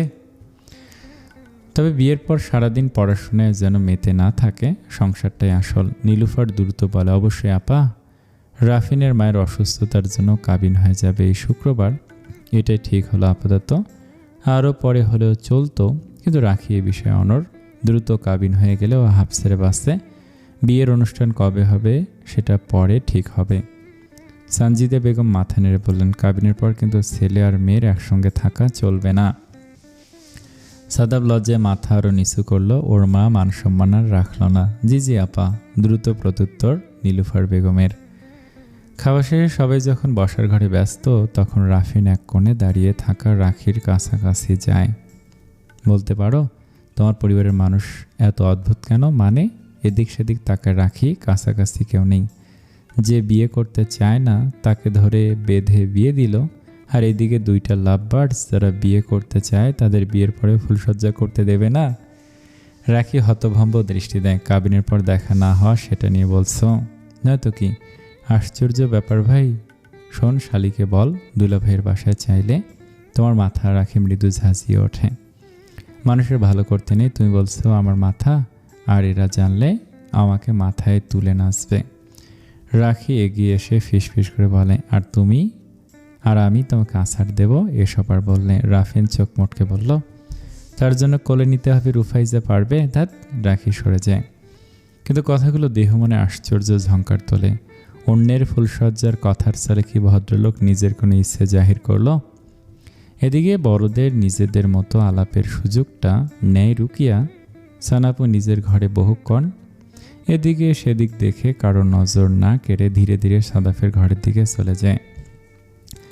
দরজাটা আধ খোলা, রুকিয়া ভেতরে ঢুকে দাঁড়াতেই সাদাব ঘাবড়ে ফিরে তাকায়। তুমি এখানে কেন? ফিসফিস করে বলে। রুকিয়া হালকা হাসে। ভয় পাচ্ছ? ঠিক করেছে, আর আপনি বা ভাইয়া এসব বলবে না।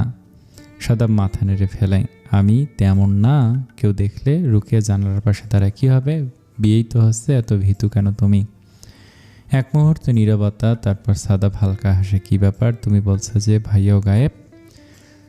তুমি চাইলে আমি আপনি বলতে পারি। না থাকুক, এখন যাও, রাতে ফোন দিও কিন্তু। সাদাব উত্তর দেয় না, শুধু তাকিয়ে থাকে। সেই তাকিয়ে থাকার মধ্যে এক ধরনের ভালো লাগা আর প্রশ্রয়। তারপর রাত ভোর হয়ে গেলে আবার ভোর রাত হবে, আবার হাসে রুকিয়া। ভালো লাগছে না আমাকে? আহ্লাদি প্রশ্ন। অপূর্ব একটা শব্দ উচ্চারণ করে সাদাব। মুখে হাসি নিয়ে রুকিয়ে বেরিয়ে যায়, কিন্তু সাদাফের চোখে চঞ্চল মেয়েটার হাসিটুকু লেগে থাকে। মাত্র 2 রাত পর বাসায় রাখি আজ একা একা নিজের বিছানায় শুয়ে আছে।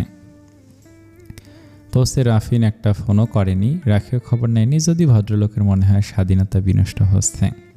তবে রাখির বাবা ফোন করেছে ঠিকই। রাখির এত হাসি পাচ্ছিল সবাইকে নিয়ে একটা চুক্তি করলে স্বাধীন থাকার এই চুক্তি আরও ভালো ফলস্প্রুত হতো হয়তো। রাখি সিলিংয়ের দিকে তাকিয়ে আছে। জীবনটা হঠাৎ যেন বিবাহিত জীবনের গণ্ডিতে ঢুকে পড়েছে। জীবন নিয়ে অনেক অভিজ্ঞতা থাকলেও বিবাহিত জীবনের অভিজ্ঞতার শূন্যতা রাখির। কালকে 2 বান্ধবী আসবে, কিছু বিষয় বান্ধবীদের সাথে শেয়ার করার তাগিদ অনুভব করে রাখি।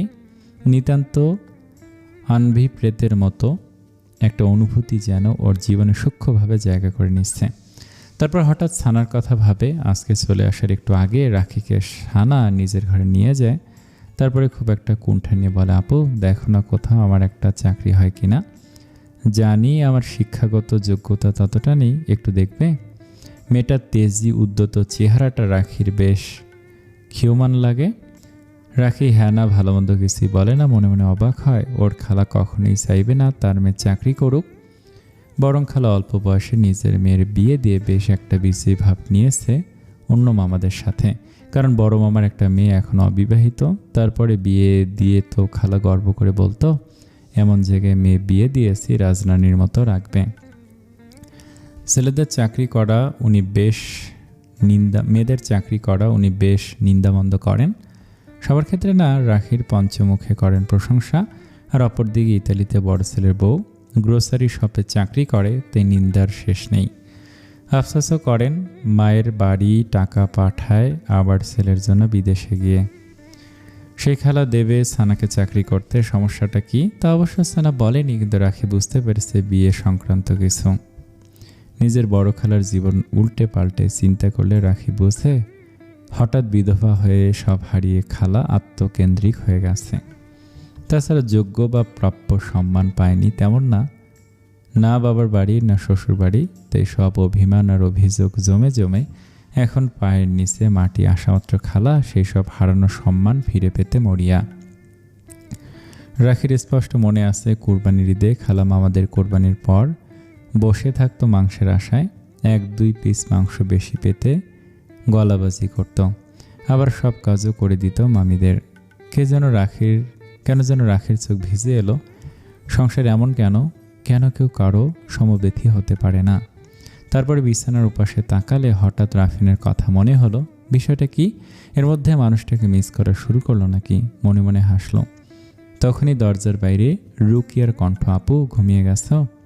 উত্তরের অপেক্ষা না করে ছুটে এলো, ধরাম করেই পাশে শুয়ে পড়ল। তারপর রাখিকে জোরে জড়িয়ে ধরল।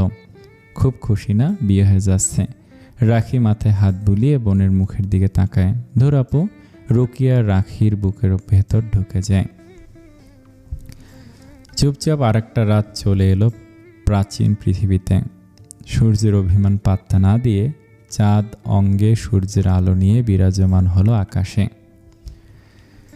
আকাশ রেলিং ধরে জিঝু ভঙ্গিতে দাঁড়িয়ে আছে। রাফিন পাশে দাঁড়িয়ে আছে, মুখে চিন্তার ছাপ। কালমায়ের অপারেশন হয়তো সব ঠিক থাকলে। মানুষের জীবন কত অদ্ভুত, তাই না? মানে অন্যমনস্ক রাফিন চোখ বড় করে তাকায়। কি ভাবছিস? আন্টির অপারেশন জানিস? অন্য সব বন্ধুর মাকে অবলীলায় খালাম্মা বলতে পারি, তোর মাকে কেন জানি আন্টি বলি। ইংরেজিতে সম্বোধন কি বেশি সম্মানের কে জানে, হেসে ফেলে রাফিন। তবে আমার মায়ের ব্যক্তিত্বটাই এরকম, তাই না?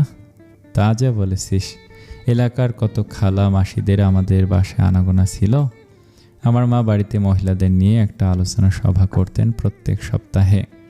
সোজা হয়ে দাঁড়িয়ে যায় রাফিন। মনে থাকবে না কেন? ধর্ম, সাহিত্য, রাজনীতি সব নিয়ে আলোচনা, মহিলাদের নিজস্ব আয়ের কিছু ব্যবস্থা, এসবের জন্য, তাই না? মা বলেছিল, এখন আফসোস করে। চমৎকার ছিল বিষয়টা, যাই বলিস। আমরা তখন তোদের বাড়ির সামনে ঘুরঘুর করতাম, কারণ মায়েরা তাদের মেয়েদের নিয়ে আসতো আর তারা তোদের সামনে টানা বারান্দায় দাঁড়িয়ে আড্ডা দিত। মায়ের মাথায় এই উদ্ভট আইডিয়া আসে কিভাবে জানিস? কিভাবে? পুরুষদের প্রতিদিন রাত অবধি আড্ডা দেখে মায়েদের বুঝে আড্ডা দিতে মন চায় না। আড্ডা দিবে, অভিজ্ঞতা ভাগ করবে, নারীদের সুপ্ত প্রতিভার বিকাশ হবে। এ রোগ থেকেই বলা যায়। কিন্তু সব লবডঙ্কা কেন? মহিলারা সেখানে এই সাংসারিক আলাপ, ছেলেমেয়ে, তাদের পড়ালেখা, হাপিত্তোষ এগুলো করতো। আন্টির মতো দু একজন ছিল যারা গেলে ব্যতিক্রম কিছু শোনা যেত। সেসব অবশ্য কবই বন্ধ হয়ে গেছে। এই নিয়ে দলাদলি, কথা চালাচালি, কত কি হলো। কপাল ভালো তাই চুলি হয়নি। রাফিন আকাশের দিকে তাকায়। আকাশের মা অনেক অসুস্থ, বেশ কিছুদিন ধরে হাড় ক্ষয়। খালাম্মা একদিন রাফিনকে বলেছিলেন, বাবা, মানুষ শুধু বয়সে বৃদ্ধ বা ক্ষয় হয় না, কখনো পরিস্থিতি তাকে বৃদ্ধ বানিয়ে দেয়। আকাশের সাথে যা হয়েছে দুজনকেই যেন ভেতর থেকে ক্ষয় করে ফেলেছে। রাফিনের মনের কথাটা যেন বুঝে ফেলল আকাশ। মাঝে মধ্যে ভাবি কি জানিস, মৌমির কোনো দোষ নেই। মেয়েটার সম্পূর্ণ ইচ্ছার বিরুদ্ধে আমার সাথে বিয়ে হয়ে যায়। ভালোবাসার মানুষকে ভুলে হয়তো চেষ্টা করেছিল সংসার করার। এমনকি আমার বাচ্চার মা হলো বিয়ের বছর ঘুরতেই, কিন্তু কোথাও একটা প্রতিরোধ চলমান ছিল। রাফিন চুপ থাকে। সব রহস্য সমাধান হয় না। মানুষের মন খুব আশ্চর্য। মৌমি কি পারত না সব খুলে বলতে আকাশকে? কি প্রয়োজন ছিল ভালো স্ত্রীর মতো অভিনয় করার? তাই হয়তো একটা পরকীয়াতে জড়াতে ওর বেগ পেতে হয়নি খুব একটা। আসলে জানি না কি হয়েছিল। আবার হতে পারে আমিও ভালো স্বামী ছিলাম না, কিন্তু আতিয়া নিজের রক্তকে কিভাবে ভুলে গেল। রাফিন আকাশের কাঁধে আলতো হাত রাখে। বিয়ে করে নেয় আকাশ। নিজেকে পাপী মনে হয় মাঝে মধ্যে, জানিস। এক জায়গায় থেকে আরেক জায়গায় গিয়ে কি শান্তি আসবে? এক দিগন্ত থেকে আরেক দিগন্তে এসে এক নীড় ভেঙে আরেক নীড়ে। আর ভালোবাসা কি ফিরবে? ভালোবাসা কি এত গুরুত্বপূর্ণ? আর ভালোবাসা হবে না বা সব ঠিক হবে না তার গ্যারান্টি কি? বরং কিছু শঙ্কা, কিছু মোহ, কিছু পাবার আশা থাকুক না। আকাশ মুচকে হাসে। বিয়ে করে খুব কবি হয়েছিস। বরাবরের মতো খুব ভোরে ঘুম ভেঙে গেল রাখির। অভ্যাস মতো নামাজ শেষ করে কিছুক্ষণ বারান্দায় দাঁড়িয়ে থাকলো। আজ চলে যাবে বিকেলে রুবিনা সিদ্দিকাকে। এখন একটা রহস্য মনে হয় রাখির। তার ডায়েরি কেন পড়বে রাখি? কি জন্য? রাফিনকে আরও কেন জানতে হবে? কষ্ট লাগবে, একটা অপরাধবোধ। উনি কখনো জানলে নিশ্চিত কষ্ট পাবেন যে রাখি আর রাফিন ভবিষ্যৎ বিচ্ছেদের কথা ভেবে বিয়ে করেছে। নাস্তার টেবিলে রাখি নাস্তা দেখে অবাক। ওর পছন্দ সব কিছুই নাস্তায়। রুটিন মেনে খাবার খেলে কদাচিৎ খুদের চালের পোলাও আর ভর্তা খুব প্রিয় রাখির। আজ দুপুরে কি করব রাখি? তোমার বান্ধবীরাও আসবে যেহেতু, বিরিয়ানি। এক বাক্যে বলে দেয় রুকিয়া। সাথে বোরহানি আর আপুর প্রিয় দুধ সেমাই। জামাইকে আসতে বলবি? না না, দ্রুত বলে রাখি। রাখির বাবার চোখ জুড়িয়ে আসে মেয়েকে দেখে। কি সুন্দর লাগছে, ঠিক যেন সালেহা। কাল রাফিনের সাথে কথা বলেও ভালো লেগেছে। আজ আমি আর তোর মা যাচ্ছি তোর সাথে। আমাদের কর্তব্য যাওয়া রুকিয়ার বিয়ের কথা বলে আসবো। রাখি চুপচাপ খায়। কিছুই এড়ানো যায় না। বিয়ে হলে সব চলছে আপন গতিতে। তারপর রুবিনা মায়ের একটা কথা মনে হয়, আসলে কোনো সম্পর্কে আমরা স্বাধীন নই। রুবিনা সিদ্দিকার ব্যাগ গুছিয়ে নিচ্ছে রেনু, নিজেও যাবে। রুবিনার বুকের ভেতর কি জানি গুড়গুড় করছে। দুই ছেলে কত দূরে। আহা, নাতি আর নাতনি। আহসান সাহেবের সাথে সংসার ছিল নামমাত্র। দেহের সুখ আনন্দ বলতে কিছু আছে, সেটা কখনো উপভোগ করা হয়নি। সেই সময়টুকু বরং মনে হতো অল্প অল্প নিজের অস্তিত্ব হারিয়ে ফেলছেন। ভালোবাসা সেটা কেমন রুবিনা জানেও না, তবু সেই নির্যাতনের ফসল সন্তানদের উনি ভালোবাসেন। মমতা এমন এক জিনিস যা সমুদ্রের ঢেউয়ের মতো বুকে আছড়ে পড়ে। কখনো গভীর রাতে অনুভব করেন বড় ছেলে রামিমের মুখে আঙ্গুল দেয়া সে দৃশ্য, সেটা মিলিয়ে চোখের সামনে আসে মেজপুত্র রাতুলের ঠোঁট ফুলিয়ে কান্নার দৃশ্য। মা, রাফিন আজ যাবে না শ্বশুর বাড়ি। না, ওনারা আসবেন বিকেলে। ও ছোট করে বলে রেনু, মা জবেদাকে রাখা রিস্ক হয়ে যাচ্ছে, আমিও থাকবো না। এই কথা আমি একমত। কি করা যায়? আমি যে কয়দিন হাসপাতালে থাকবো সে কয়দিন ওকে ওর বোনের বাসায় টাকা দিয়ে পাঠিয়ে দে, এক্ষুনি ফোন করে এসে নিয়ে যাক। আগে বিষয়টা মাথায় আসেনি, তে উত্তেজিত হয়ে গেল কেমন। রেনু অবাক, এত দ্রুত? তাই বলে, এক্ষুনি বলছি। রেনুর প্রস্থানের দিকে তাকিয়ে রয় রুবিনা সিদ্দিকা। নিজের শাশুড়ি ভুল করবে না রুবিনা। পুরুষের কোনো বিশ্বাস নেই, কাউকে বিশ্বাস করেন না। সন্ধ্যা হয়ে আসছে, আকাশ যেন কমলা চাদর পরে সন্ধ্যা বরণে প্রস্তুত। রাখির বাবা মা মাত্র চলে গেলেন। আয়নায় নিজের মুখের দিকে তাকিয়ে থাকে রাখি। নিশাত আর নিতু কত বুদ্ধি দিল, কত কুবুদ্ধি। বিয়ের পর সবাই যেন খালাম্মার ভূমিকায় নেমে পড়ে। একগাদা উপদেশ এই মুরিব্বি আনায় রাখি নিজেই বিভ্রান্ত হয়ে যায়। নিতু বলেছিল একটু আকর্ষণ লাগে না? দুই রা টেনে শব্দটা লম্বা করে অল্প স্পর্শ হলো না বুঝি। রাখি কিছু বলার আগে নিশাত সঙ্গে সঙ্গে যোগ করেছিল, ভাইরে ভাই তোরা কিরে, আমার কি ইচ্ছে করে জামাইকে ছুঁয়ে দেখতে? ঠোঁট ছুঁয়ে দিতে ওনার গায়ে আকুলি বিকুলি লাগে, তোর লাগে না? রাখি তখন হাসি মুখে উত্তর দিয়েছিল, না ইচ্ছে করে না। তবে দুই বান্ধবী একসঙ্গে ঝাঁপিয়ে পড়েছিল। তারপর তবে কি? রাখি তখন স্বীকার করেছিল রাফিনের পারফিউমের ঘ্রাণ ভালো লাগে। নিতু হেসে বলেছিল বিয়ে তো হালাল, প্রেম পীড়িত না। শোন লৌহ মানবী, নিজের একান্ত মানুষটার কাছে একটু এগিয়ে যাওয়া, ঘনিষ্ঠ হওয়া কোনো অপরাধ না। একদিন জাপটে ধরে ঘ্রাণ নিবি। রাখি তখন একটু আড়ষ্ট হয়ে অন্য প্রসঙ্গ তুলতে চেয়েছিল, আমাকে জানিস কোনো কাজ করতে হয় না। নিশাত মাথা নেড়ে বলেছিল, কথা ঘুরেস না বদমহিলা, সবসময় গোছানো ভদ্রতা আমার ভালো লাগে না। এই ভদ্রতা করতে করতে শারীরিক আনন্দ থেকে নিজেকে বঞ্চিত করবি, অপর পক্ষকেও বঞ্চিত রাখবি। আর কোনো কথা নাই। রাখি ঝাঁঝিয়ে উঠেছিল। এরপর অন্য সব কথা হয়েছিল, হালকা এলোমেলো হাসাহাসি সব কিছু। যাবার আগে নিতু কানে কানে বলেছিল, সখী, দাম্পত্য স্পর্শের আনন্দ নেয়াটা স্বার্থপরতা না, এটা দুজনেরই প্রাপ্য, ভেবে দেখিস। রাখে চুল আঁচড়ানো শেষ করে আবার আয়নায় তাকায়। কী সব বলে ওরা, বিড়বিড় করে শাশুড়ির রুমের দিকে আগায়। রাখি শাশুড়ির পাশে বসে আছে, ওর শাশুড়ি ওর একটা হাত শক্ত করে ধরে আছে, যেন ছেড়ে দিলে রাখি পালিয়ে যাবে। আমি যাব মা। অনুমতি না রেখে রাখি নিজের সিদ্ধান্ত জানায়। এত মানুষের কোনো প্রয়োজন নেই, রেনু যাচ্ছে, কাল তোমার স্কুল খোলা না, ছুটি নেব। রাখি নিজে অবাক, এত মমতা কই থেকে উঠলে উঠছে। আর কেন না, খামোকা কখনো কাজে ফাঁকি দিতে নেই, না কর্মক্ষেত্রে না সংসারে। হাসপাতালে এত লোক গিয়েও বা কী ফায়দা। মা রুমে প্রবেশ করলো রাফিন আর রেনু। বল। ল্যাপটপ সেট করতে করতে ফিরে তাকায় রাফিন। ভিডিও কলে আসবে ভাইয়ারা? হ্যাঁ, রাখির সাথেও সাক্ষাৎ হবে। রেনু হাসে। আচমকা রাখি সতর্ক হয়, নিজের অজান্তে আঁচল ঠিক করে, চুলে হাত বুলায়। চকিতে রাফিন ওর দিকে তাকায়, ঠোঁটে হাসি। জানালার বাইরে এখন সন্ধ্যার নীলসে আধার নামছে আপন নিয়মে। আকাশের কমলা রঙের চাদর ধীরে ধীরে ফিকে হয়ে নীলসে ছায়া ঢেকে যাচ্ছে। রাফির ল্যাপটপটা বিছানার মাঝখানে সেট করে দেয়। রেনু পাশ থেকে বলে, সবাই একসাথে আসবে কি? আজকে ছুটির দিন না ওদের, অফিস থেকেই করবে কল। হ্যাঁ, এরকমই কথা হয়েছে, ভাইয়ারা বেশি সময় নেবে না। রাখি চুপচাপ শাশুড়ির পাশে বসে আছে, এখানে যেন মাথায় কাপড় টেনে নিয়েছে। এটাও চিরায়ত সংস্কারের অংশ। শাশুড়ির হাত এখন ওর হাতে আঁকড়ে ধরা, সে হাতটা এক ধরনের প্রচ্ছন্ন ভালোবাসা। রাখি আলতো চাপ দেয় সে হাতে, মন থেকে মনে, স্পর্শ থেকে স্পর্শ উষ্ণতা ছড়িয়ে যায়। স্ক্রিনে প্রথমে ভেসে ওঠে লন্ডনের একটা অফিস রুম। কাঁচের দেয়াল, বাইরে লন্ডনের ধূসর ঘোলা আকাশ, দুই ভাই পাশাপাশি বসে আছে, টাই ঢিলা করা, কফির মগ হাতে। দুজনেই এক সংবাদপত্র অফিসে চাকরি করে।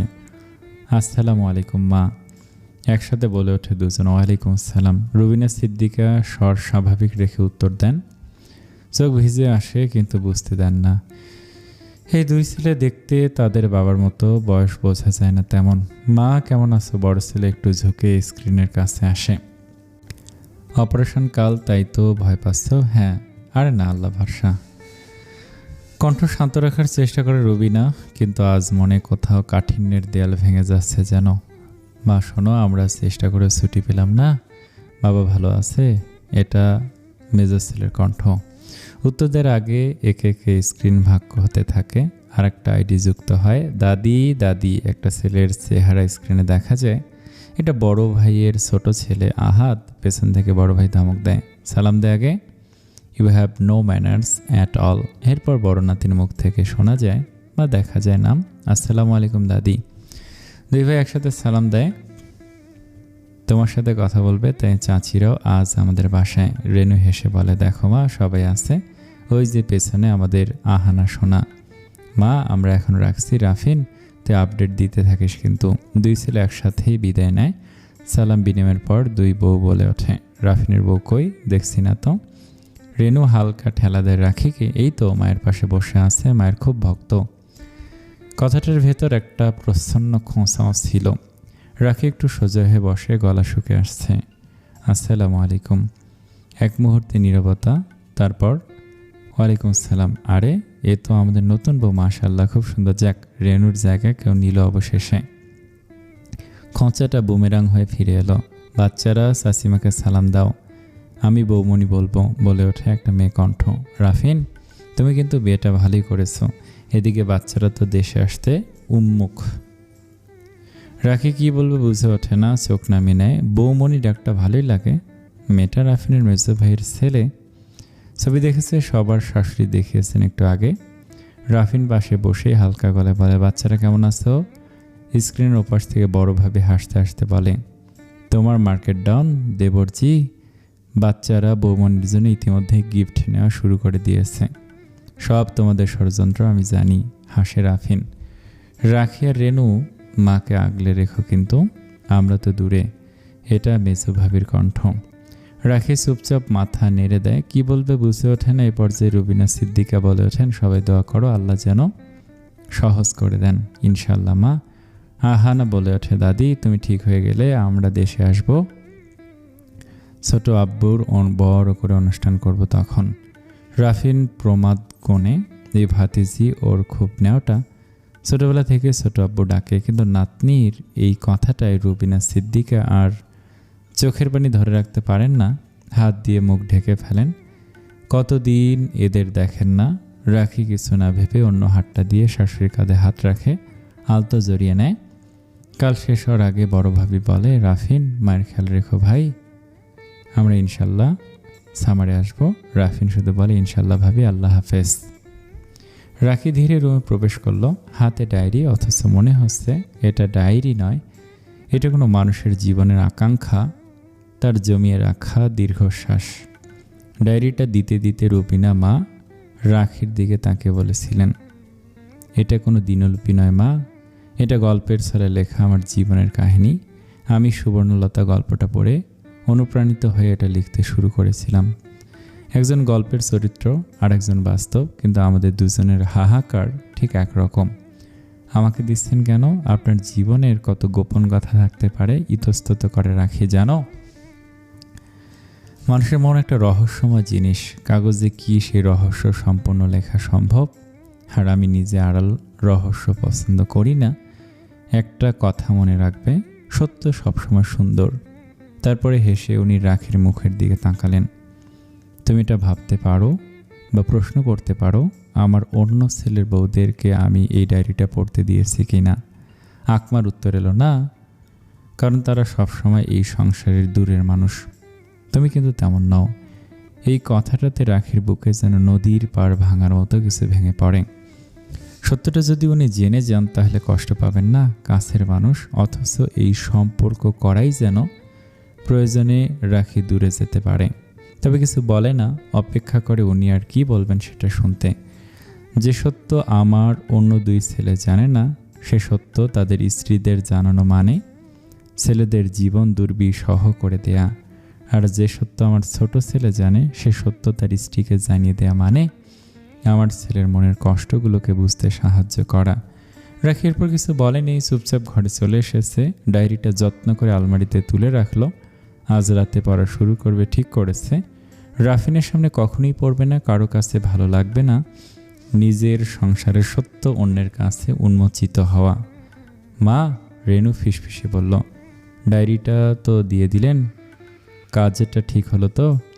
রাখি তো আপনার আর 2টা ছেলের বউয়ের মতো আলাদা তো নয়, কে জানে লেখাগুলো কিভাবে নিবে। প্রতিটি মানুষই আলাদা, তাদের চিন্তা ভাবনা সমস্ত কিছুই আলাদা।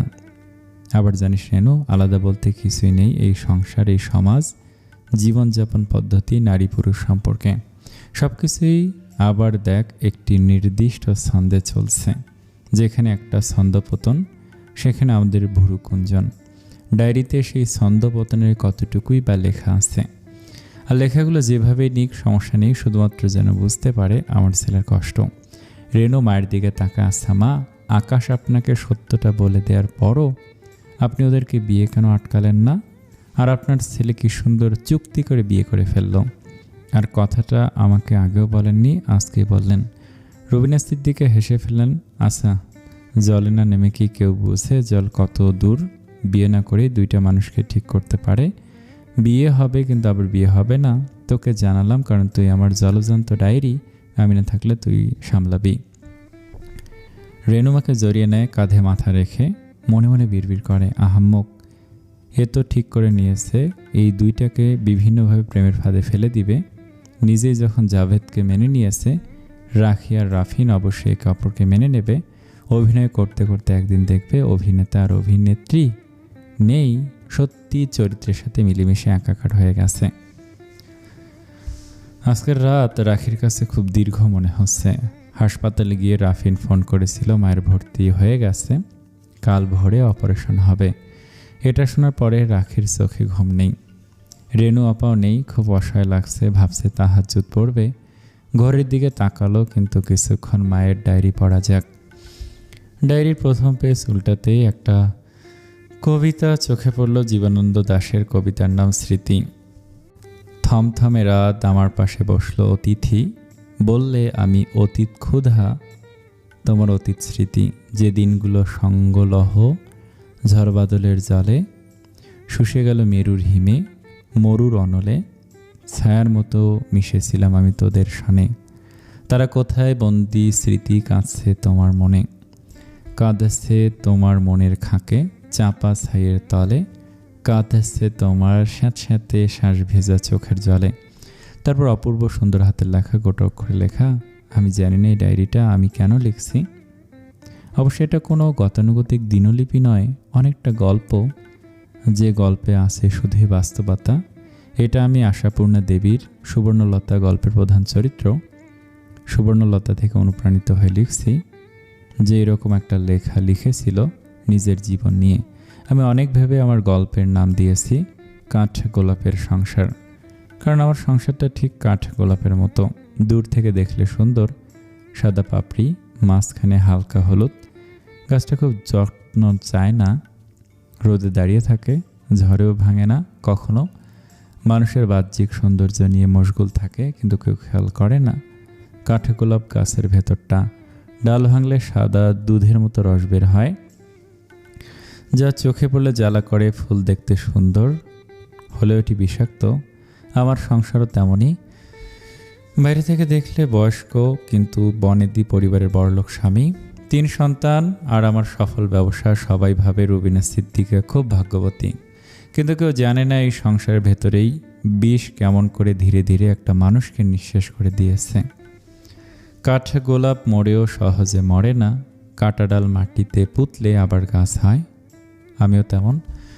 কতবার আমি ক্ষয় হয়েছি, ভেঙেছি, কিন্তু অদ্ভুতভাবে যতবার ভেঙেছি ততবার নতুন করে উঠে দাঁড়িয়েছি।